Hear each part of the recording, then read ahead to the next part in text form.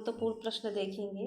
ये कथन है, पहली चीज़ तो पढ़ लीजिए कि किसके बारे में है। 1853 में जन्मे ये पश्चिमी भारत के पारसी थे। ये इंडियन स्पेक्टेटर तथा वॉइस ऑफ इंडिया के संपादक थे। ये एक समाज सुधारक भी थे। सम्मति आयोग अधिनियम 1891 के पक्ष में प्रमुख संघर्षकर्ता थे।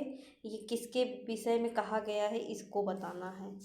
तो ऐसे भी कथन आ जाता है। तो ये B.M. मालाबारी के बारे में कहा गया है। और ये सम्मति आयोग अधिनियम जो था, इसके ये प्रबल पक्षधर थे। और इसमें ये कहा गया था कि लड़कियों के विवाह की न्यूनतम आयु 12 वर्ष कर दी गई थी। और बाल गंगाधर तिलक ने इस अधिनियम का विरोध किया था। अगला प्रश्न क्या है, महाराष्ट्र में प्रार्थना समाज की स्थापना किसने किया? तो ये आत्माराम पांडुरंग ने किया है। केशव चंद्र सेन की प्रेरणा से इन्होंने 1867 में किया है। अगला क्या प्रश्न है कि महात्मा ज्योतिबा फूले द्वारा किस संगठन की स्थापना की गई? सत्यशोधक समाज, कई बार इससे प्रश्न बन चुका है 1873 ईस्वी में। और इनका जन्म की बात करें तो 1827 में एक माली के घर में हुआ था। और इन्होंने शक्तिशाली गैर ब्राह्मण आंदोलन का संचालन किया था।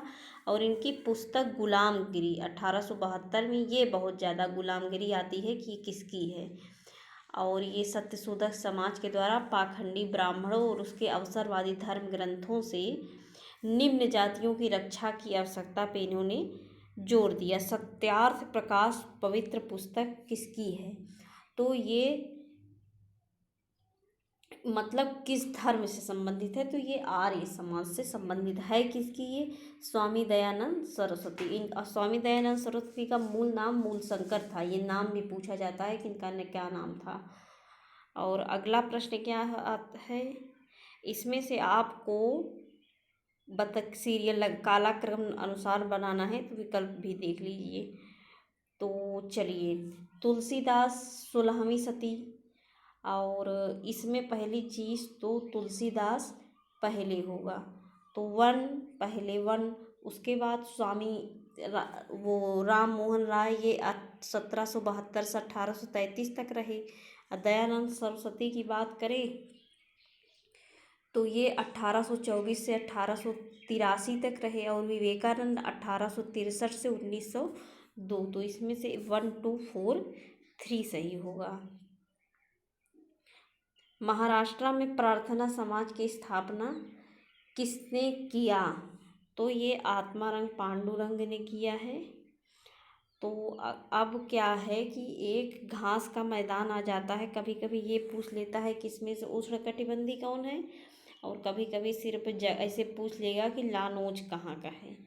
और कभी कभी उष्ण और शीतोष्ण, इसमें से 3 दे देगा उष्णकटिबंधीय और 1 दे देगा शीतोष्ण। इसमें से पूछेगा कौन सा शीतोष्ण है।